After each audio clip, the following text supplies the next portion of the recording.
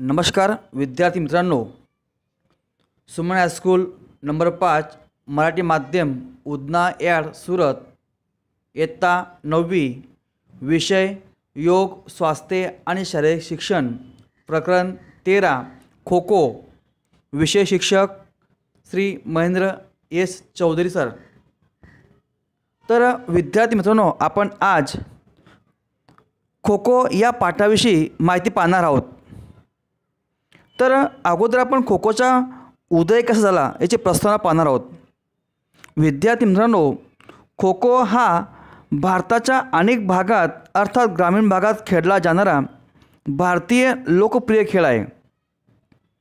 या खेळात दोन्ही संघातील खेळाडूंना एक दुसऱ्याला स्पर्श करून बाद करण्याची स्पर्धा घेण्यात येते। यात एका संघाचा खेळाडू दुसऱ्या संघाच्या खेळाडू स्पर्श करण्याचा प्रयत्न करतो, असा एकानंतर दुसरा संघ प्रयत्न करत असतो।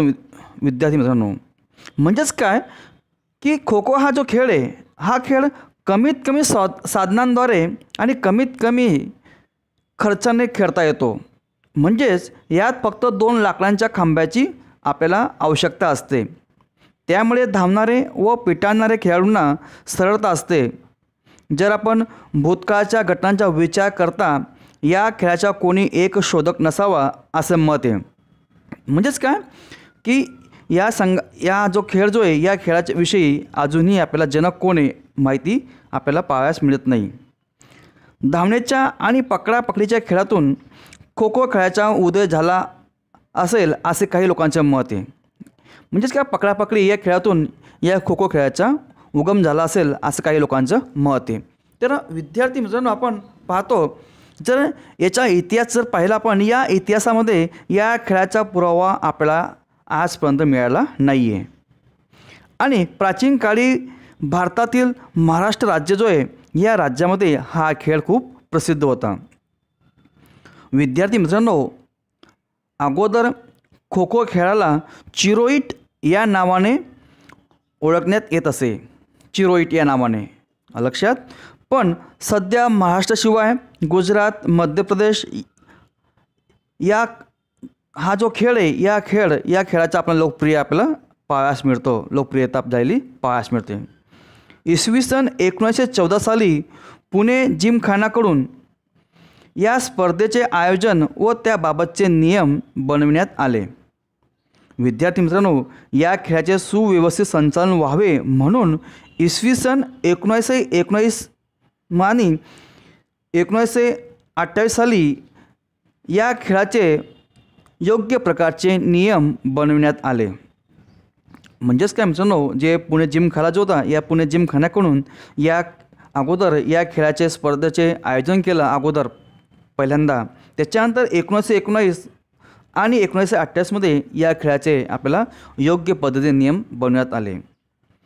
तसेच आपल्या ज्या गुजरात राज्यामध्ये विचार केला आपण, तर खेडा, पंचमहाल आणि कच्छ या जिल्ह्यांचे खो खो खेळावर अधिक प्रभुत्व आपल्याला झालेलं पाहावयास मिळतं। म्हणजेच काय, या खेळाच्या या जिल्ह्यांमध्ये खूप प्रसिद्धी आपल्याला पाहावयास मिळते। विद्यार्थी मित्रांनो, तसेच सर्वप्रथम इसवी सन 1987 साली SAF कडून कोलकाता येथे या खेळाचे आयोजन केले। म्हणजेच काय, खो खो खेळाचे आयोजन या 1987 मध्ये कोलकाता इथे या ठिकाणी आयोजन केलं खेळाचं। आणि आता जर पाहिलं आपण, या खो खो खेळाचे संचालन अखिल भारतीय खो खो फेडरेशन करीत आहे। म्हणजेच काय, यांच्या नियंत्रणाखाली आज खो खो खेळ आपला हा खेळला जातो भारतामध्ये। तर म्हणजेच काय विद्यार्थी मित्रांनो, तर खो खो खेळाचा उदय कसा झाला किंवा प्रारंभ कसा झाला, नियम कसे बनवले, केव्हा बनवले, या सर्व गोष्टींचा विचार आपण या मुद्द्यामध्ये पाहिला। पण तर पुढचा मुद्दा पाहू आपण। पुढचा मुद्दा आहे खो खो खेळाचे मैदान। विद्यार्थी मित्रांनो, खो खो खेळाचे मैदान जर आपण बघितलं तर या ठिकाणी पूर्व पश्चिम असं मैदानाचा आखण केला जातं किंवा अधोरेखित केलं जातं। लक्षात, खो खोचं मैदान हे केव्हाही पूर्व पश्चिम दिशेला असतं। विद्यार्थी मित्रांनो, याच्यामध्ये आपल्याला 2 मैदान असतात, एक महिला पुरुष ज्युनियर आणि सब ज्युनियर महिला आणि पुरुष. विद्यार्थी मित्रांनो, आपण जे मैदान पाहतो या इमेजमध्ये पाहिल्यानंतर आपण अगोदर जे सब ज्युनियर जे यांचे आपण बघू आपण. तर 16 मीटरची लांबी असते आणि 14 मीटर ही रुंदी असते मित्रांनो मैदानाची, लक्षात. त्याच्यानंतर आपण जर ज्युनियर पुरुषांचं मैदान पाहिलं, महिलांचं मैदान पाहिलं ज्युनियरचं, तर त्याच्यामध्ये 27 मीटर लांबी असते आणि 23 मीटर ही रुंदी असते. म्हणजे या पद्धतीने आपण दोघं विभागाचे मैदान पाहतोय आपण, लक्षात. तर याच्यामध्ये 2 खांबे असतात, लक्षात. आणि या 2 खांब्याच्या अंतर जर बघितलं आपण दोघं या विभागाच्या मैदानामध्ये, तर त्या ठिकाणी 20 मीटर हे सब ज्युनियरचं अंतर असतं 2 खांब्यामधील आणि 24 मीटर हे ज्युनियर महिला पुरुषांच्यामधील अंतर असतं मित्रांनो. या दोघं खोकामधील जे खांब्यातील अंतर असतं या खांब्यातील अंतर आपण पाहतो. तसेच याच्यामध्ये 8 बॉक्स असतात, लक्षात. या मध्यपाटी जी असते सेंटर लाईन बोलतो आपण, या मध्यपाटीमध्ये 8 बॉक्स असतात, 8 रेषा असतात. या ठिकाणी विद्यार्थी किंवा जे प्लेयर असतात हे प्लेयर एकमेकांच्या विरुद्ध दिशेने या बॉक्समध्ये बसलेले असतात. त्याच्यानंतर एंड लाईन, तर खांब्यापासून जे मधला जो गॅप असतो, जे अंतर असतं हे 1.50 मीटरचं असतं, आपल्याला पाहावयास मिळतं, लक्षात. त्याला आपण फ्री एरिया बोलतो. त्या एरियामध्ये या मुक्त प्रदेशमध्ये कोणताही नियम लागू पडत नाही. जे पेटाळणारे पक्षाचे कौशल म्हणजे पाहतो आपण, जे पेटाळणारे प्लेयर असतात या प्लेयरांना या फ्री एरियामध्ये मुक्त प्रदेशमध्ये कोणत्याही प्रकारचा नियम लागू पडत नाही, लक्षात. तर खांब्यापासून तर पहिला जे पाटी असते या पाटीला ते अंतर असतं या ठिकाणी 2.15 मीटर किंवा 2.55 मीटर, म्हणजेच काय आपण दोघं विभागाचे आपण मैदान पाहतोय, लक्षात. आणि जी काही रेषा असे मध्यरेषेपासून ती पाहतो आपण बसलेली, या दोघं रेषामध्ये अंतर असतं 30 सेंटीमीटर, म्हणजेच काय 30 सेंटीमीटरचा बॉक्स असतो बसण्यासाठी, सेटिंग बॉक्स म्हणतो आपण त्याला, लक्षात. या पद्धतीने आपण या खो खो खेळामध्ये आपण खेळतो मित्रांनो. त्याच्यानंतर या ठिकाणी काही बॉक्स असतात ते मैदानाच्या बाहेर असतात. जे राखीव प्लेयर असतात यांचा 3 मीटरचा बॉक्स असतो, आपण पाहतो इमेजमध्ये, लक्षात. त्याच्यानंतर गुण लेखक म्हणजे स्कोरबोर्ड जे असतात लिहिणारे, अंपायर रेफरी, त्यांचे 3 मीटरचा बॉक्स असतो. त्यांच्या बाजूला मुख्य पंच असतात, त्यांचा एक बॉक्स असतो.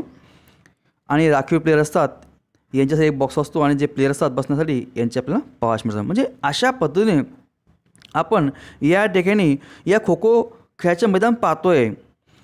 जर आपण खांब्याची जर उंची पाहिली, लक्षात, जमिनीची पासून खांब्याची उंची पाहिली आपण त्या ठिकाणी 1.20 मीटर ते 1.25 सेंटीमीटर आपल्याला पाहावयास मिळतं. म्हणजे या पद्धतीने आपण मित्रांनो या ठिकाणी हे खो खो खेळाचं जे मैदान जे या मैदानाविषयी आपण माहिती पाहिली. आता आपण विद्यार्थी मित्रांनो पुढचा मुद्दा पाहू आपण, खो खो खेळाचे मुख्य कौशल्ये. तर याच्यामध्ये खो खो खेळामध्ये मुख्य 2 कौशल्ये आहेत. पहिले पिटाळणाऱ्या पक्षाची कौशल्ये, दुसरे धावणाऱ्या पक्षाची कौशल्ये. आता पहिल्यामध्ये कोणकोणते कौशल्य येतात तर बघू आपण. पिटाळणाऱ्या पक्षाची कौशल्यामध्ये कोणकोणते असतं बघा. याच्यामध्ये खो देणे, सुयोग्य खो देणे, 40 ते 45 अंशाच्या कोनातून वार करणे किंवा बाद करणे, जंप करणे आणि बेल मारणे, हे सगळे कौशल्य कसले आहेत, पिटाळणाऱ्या पक्षाची कौशल्ये. पिटाळणारे म्हणजे काय, जे खाली बसलेले असतात बॉक्समध्ये त्यांना आपण पिटाळणारे पक्षाची कौशल्य किंवा प्लेयर बोलतो आपण. दुसरं पाहू आपण धावणाऱ्या पक्षाची कौशल्ये. याच्यासुद्धा काही लहान लहान मुद्दे बघू. सिंगल चैन, डबल चैन, गोल रमत, पलटी मारणे, समोरून पाठीवरून पकडणे, लक्षात. या पक्षाचे आपण जे धावणारे पक्ष कौशल्य असतात यांचे आपण पाहतो, म्हणजे जे पडणारे प्लेयर असतात यांचे कौशल्य. आता आपण विद्यार्थी मित्रांनो क्रमाने आपण एक एक कौशल्य बघू. पुढचा मुद्दा पाहू आपण पिटाळणाऱ्या पक्षाची कौशल्ये. विद्यार्थी मित्रांनो पिटाळणाऱ्या पक्षाच्या कौशल्यामध्ये पहिला मुद्दा येतो बघा, तो म्हणजे खो देणे.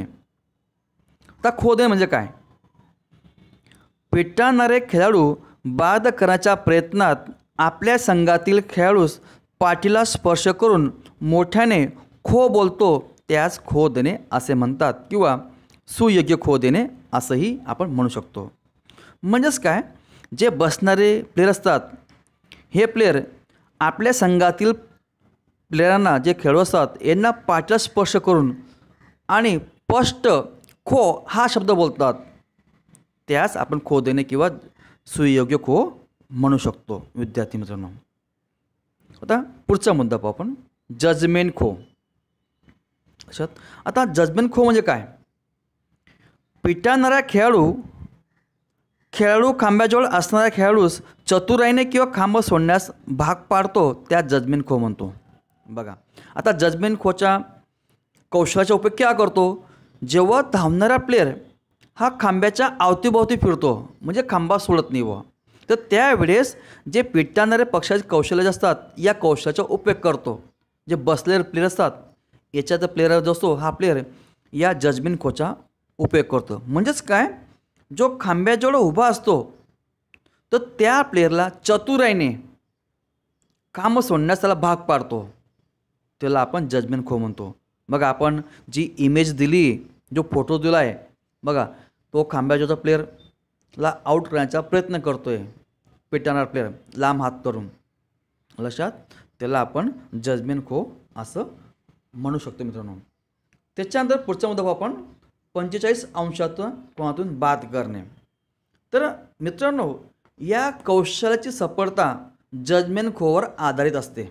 बघा, जे 45 अंशात कोणातून आपण बाद करतोय हा कशावर अवलंबून आहे, जो जजमेंट खो जो असतो या जजमेंट खोवर तो आधारित असतो. म्हणजेच खांबाजवळ बसलेला खेळाडू खो मिळाल्यानंतर लगेच चतुराईने आणि अति तीव्र वेगाने उठतो आणि स्वतःच्या पाठीतच, आपली जी पाठी असते मध्यपाठी, त्या स्वतःच्या पाठीच्या त्या ठिकाणी हा प्लेयर, कोणता प्लेयर, पिटाळणारा प्लेयर 45 अंशाच्या कोनातून धावून समोरच्या प्लेयरला आऊट करण्याचा प्रयत्न करतो. म्हणजेच काय, धावणारा प्लेयरला आऊट करण्याचा प्रयत्न करतो या 45 अंशाच्या कोनातून पडत असतो त्यावेळेस.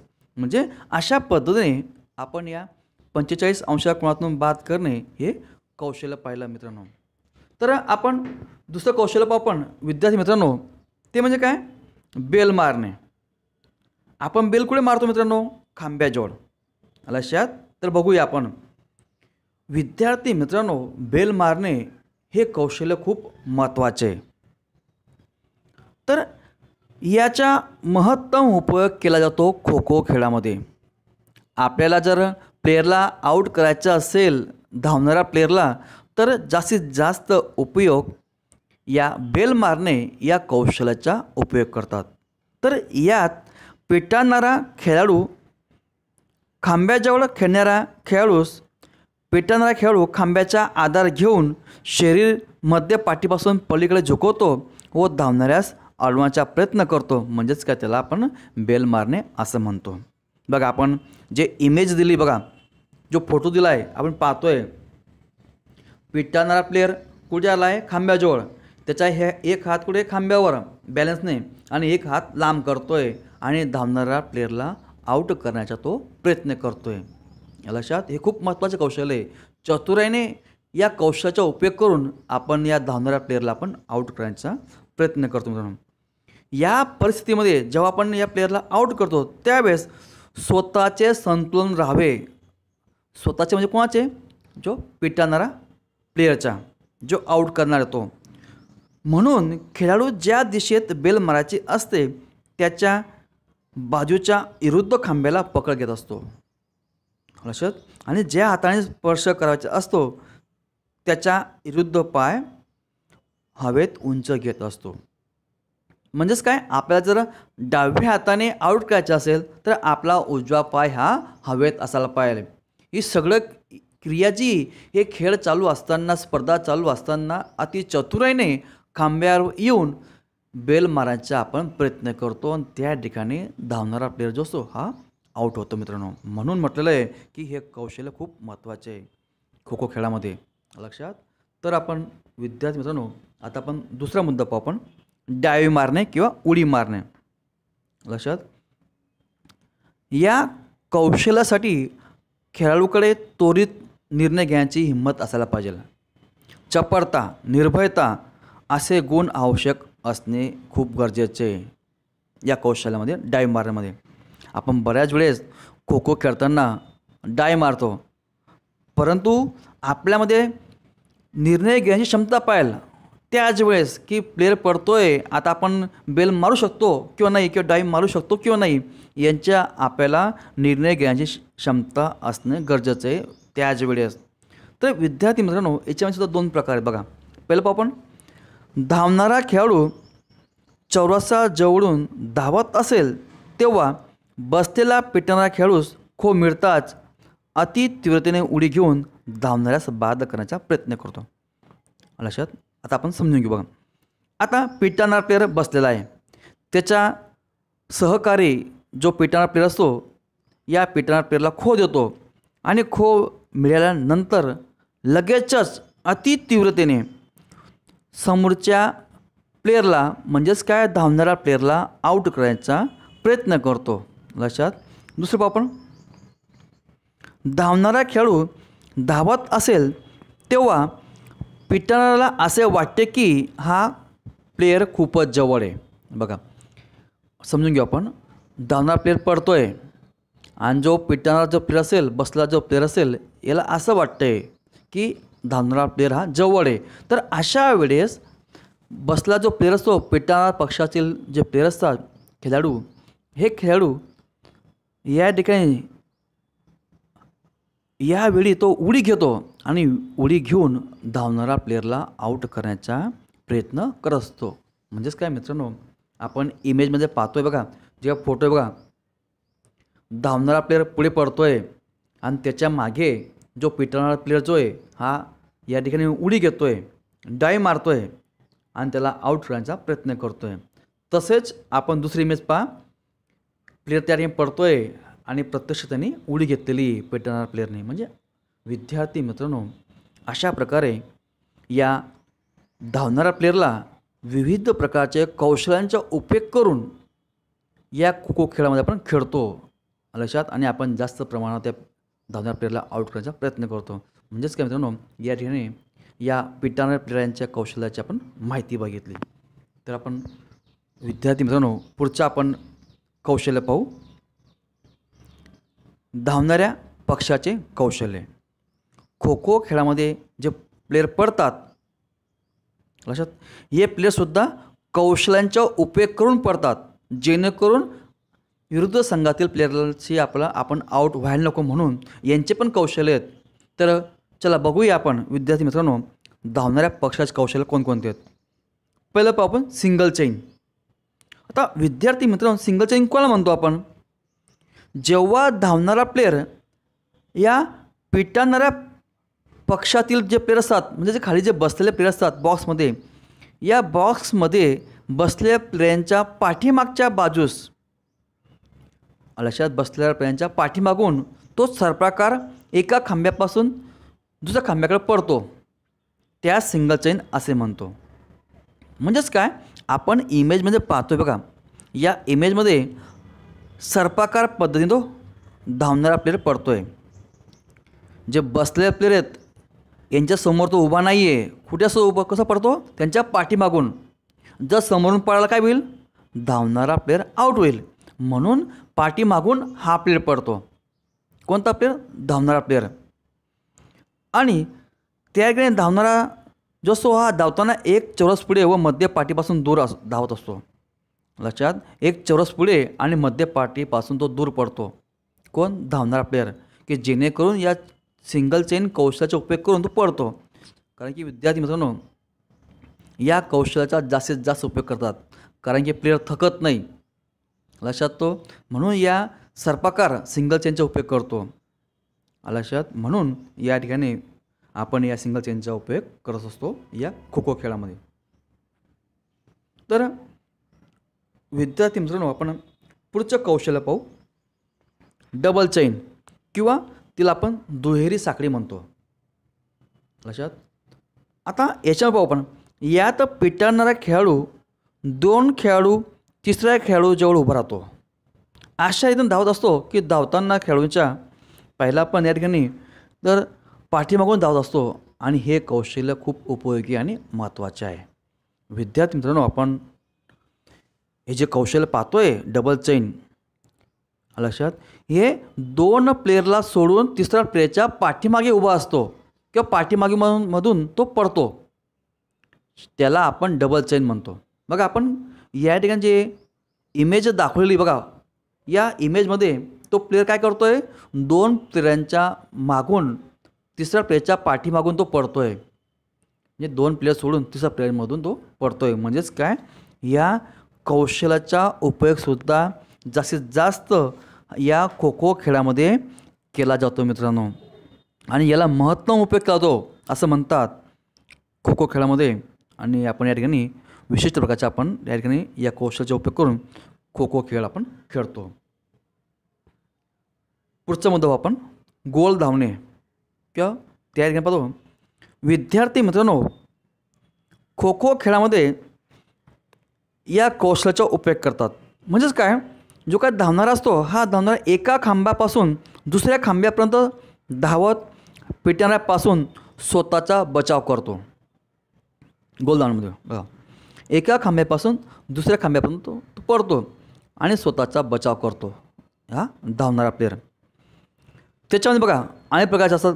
विस्तीर्ण गोल पडतो, मध्यम गोल करून पडतो, छोटा गोल करून पडतो. आपण इमेजमध्ये पाहतोय लक्षात, या इमेजमध्ये तो छोटा गोल पडतोय, मध्यम गोल करून पडतोय. म्हणजे अशा विविध प्रकारच्या कौशल्याचा उपयोग करून तो गोलाकार हा या कौशल्याचा उपयोग करतो आणि तो खो खो खेळतो मित्रांनो, धावत असतो लक्षात. त्याच्यानंतर पाहू आपण याच्यामध्ये पुढचा एक मुद्दा आहे पलटी मारणे. याच्या 2 आहेत, तोंडासमोरील पलटी आणि पाठीमागील भागाकडून पलटी. पहिला पाहू आपण तोंडासमोरील पलटी. योग्य दिशेतून येणाऱ्या पेटणाऱ्या खेळाडू चकमा देऊन अर्थात एक पायावर दाब देऊन दिशाभ्रम करून निसटण्याचा प्रयत्न करतो लक्षात. या कौशल्याला स्फूर्ती व चपळता महत्तम असावे लागते. आता बघा तोंडासमोर म्हणजे काय, आता धावणारा प्लेयर पडतोय आणि बसला जो प्लेयर आहे पिटाळणारा प्लेयर, हा पिटाळणारा प्लेयर धावणारा प्लेयरला आऊट करतोय. मग तो हा काय करतो, चकमा देतो. कोण, या ठिकाणी धावणारा प्लेयर. तो एका पायावर दाब देऊन उभा असतो लक्षात आणि उभा असतो आणि आपल्याला असं वाटतं पिटाळणारा प्लेयरला की हा इकडे पडेल, पण तो काय करतो, त्याला चकमा देतो आणि दिशाभूल करून दुसऱ्याकडे जाण्याचा प्रयत्न करतो. म्हणजेच काय, तो पिटाळणारा प्लेयरचा फाऊल करण्याचा तो प्रयत्न करतो. तसंच आपण या ठिकाणी डबल चेनमध्ये सुद्धा या पाठी मागील भागाकडून पलटी मारतो. म्हणजे डबल चेन या कौशल्यावेळी हे कौशल्य उपयोगी ठरते. कोणतं, पाठीमागील पलटी मारणे. हे डबल चेन जे आपण ज्या वापरतो कौशल्य, त्यावेळेस त्या ठिकाणी दिशा बदलण्याचा भास करण्याचा प्रयत्न करतो आणि या कौशल्याचा उपयोग करतो. म्हणजेच विद्यार्थी मित्रांनो, आपण धावणाऱ्या पक्षाचे कौशल्य बघितले लक्षात. त्याच्यामध्ये पहिला आपण सिंगल चेन, डबल चेन, तसेच गोल धावणे लक्षात, पलटी मारणे या विविध कौशल्यांचा योग्य वेळी उपयोग करतो धावणारा प्लेयर आणि त्या ठिकाणी तो खो खो खेळतो लक्षात मित्रांनो. म्हणजे अशा पद्धतीने आपण धावणाऱ्या पक्षाचे कौशल्य बघितलं. तर पुढचा मुद्दा पाहू आपण खेळाचे नियम. विद्यार्थी मित्रांनो, आपण याच्यामध्ये पाहतो, आपण या खेळाच्या नियमामध्ये पहिलाच नियम पाहतो बघा आपण काय, की खो खो खेळामध्ये एकूण 15 प्लेयर असतात. किती, 15. त्याच्यामधून खेळण्यासाठी 12 प्लेयरांचे नाव नोंदतात आणि प्रत्यक्ष 12 पैकी 9 खेळाडू हे मैदानात प्रवेश करतात किंवा प्रत्यक्ष खेळतात. आता 9 प्रत्यक्ष खेळतात, मग उरले 3. हे 3 काय असतात, मग राखीव असतात लक्षात. राखीव त्याला आपण योजिक म्हणतो, म्हणजे राखीव प्लेयर आपण सबस्टिट्यूट प्लेयर म्हणतो, आपण यांचा उपयोग करतो. विद्यार्थी मित्रांनो, आपल्याला जेव्हाही खेळ सुरू करायचा असेल कोणताही खेळ, तर आपण प्रथम काय करतो, प्रथम आपण नाणेफेक करतो म्हणजे टॉस करतो आणि जो कॅप्टन त्या ठिकाणी टॉस जिंकतो तो कॅप्टन एक तर धावण्याचं घेतो किंवा बसण्याचं घेतो, म्हणजे पिटाळण्याचं घेतो लक्षात.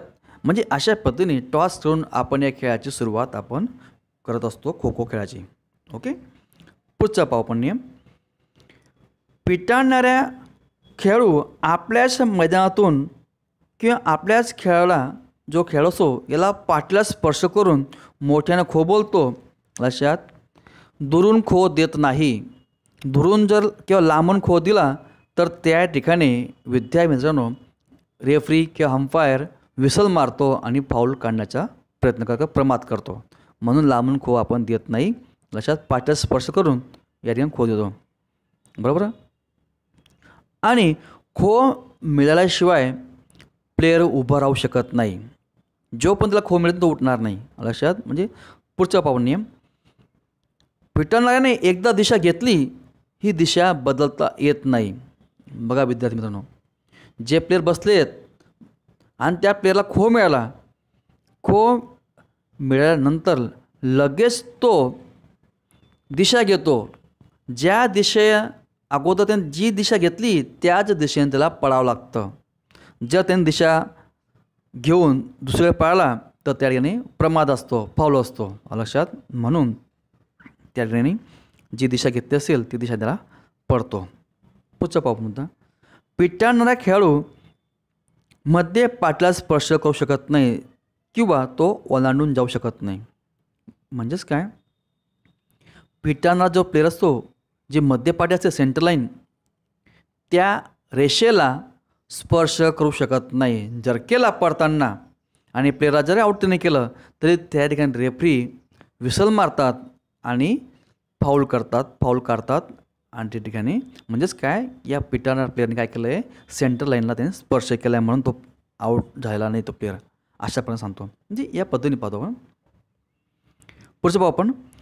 पिटाळण्याचा फाऊल प्रमाद झाला तर रेफरी लहान सिटीचा इशारा देतो आणि त्या ठिकाणी फाऊल काढण्याचा आपण प्रयत्न करतो आणि सुधारण्यासाठी त्या ठिकाणी विरुद्ध दिशेला आपण जाऊन खो द्यावा लागतो. म्हणजे अशा पद्धतीने या ठिकाणी या खो खोचे नियम पाहतो आपण.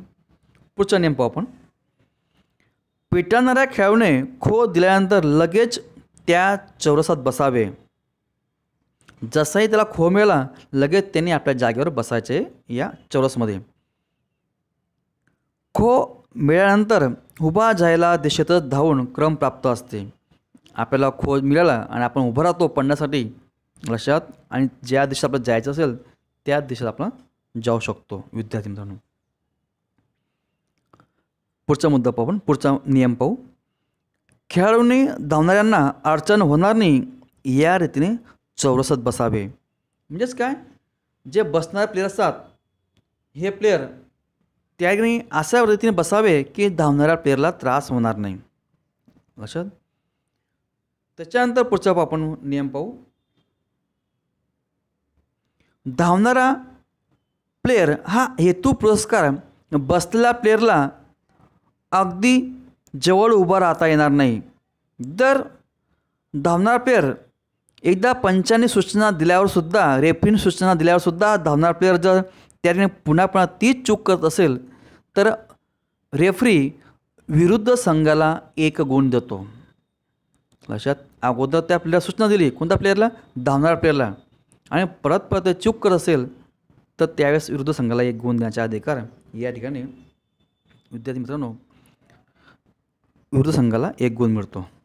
लक्षात. त्याच्यानंतर पाहू पुढचा मुद्दा, पुढचा नियम पाहू. पिटाळण्याच्या शरीराचा कोणताही एक भाग पाठीवर असेल अशा वेळी त्या पाठी सोडली नाही हे नक्की समजावे. पुढचा नियम.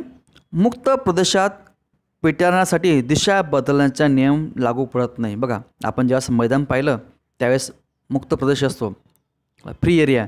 या फ्री एरियामध्ये जे पिटाळणारे प्लेयर असतात या पिटाळणाऱ्या प्लेयरांसाठी हा नियम लागू पडत नाही. लक्षात, म्हणजे अशा पद्धतीने तो त्या ठिकाणी या खो खोचा त्या ठिकाणी उपयोग करतात नियमाचा. पुढचा नियम. धावणारा प्लेयर जर रेषेबाहेर गेला तर त्याला बाद करण्यात येते. बाद करण्यात येते म्हणजेच काय, तो आऊट असतो. विद्यार्थी मित्रांनो, पुढचा नियम. पिटाळणारा खेळाडू फक्त हाताने स्पर्श करू शकतो. विद्यार्थी मित्रांनो, जो पिटाळणारा प्लेयर असतो हा प्लेयर फक्त धावणाऱ्या प्लेयरला हाताने स्पर्श करू शकतो तर तो आऊट असतो. म्हणजे अशा पद्धतीने आपण नियम पाहतो मित्रांनो. पुढचा नियम पाहू आपण. पिटाळणारा व धावणारा संपूर्ण शरीर मैदानाबाहेर असतील, पाय मागे मैदान असेल, अशा वेळी बाद म्हणण्यात येतो. लक्षात. म्हणजे या पद्धतीने पाहतो आपण. तर खो खो खेळाचा आपण वेळ पाहू कशा पद्धतीने खेळतात.